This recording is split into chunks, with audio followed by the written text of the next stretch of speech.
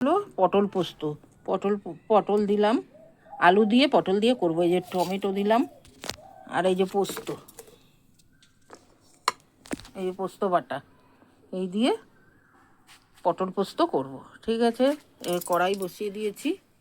এবার এই যে আলু দিলাম,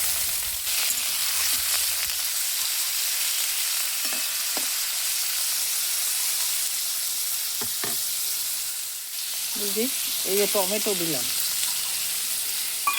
লবণ দিলাম, পটল দিচ্ছি। বলছি এই যে পটলটা ভাজা হচ্ছে, পটল আর টমেটো ভাজি। এবার আলুটা দিয়ে দেবো, লবণ টবণ সব দিয়েছি। একটু হলুদ, আগে তো আলুটা ভেজে তুলে নিলাম, ঠিক আছে। তারপরে আবার পটলটা ভাজলাম, ভেজে টমেটো দিলাম, পোস্ত দিলাম, এই যে পোস্ত দিলাম।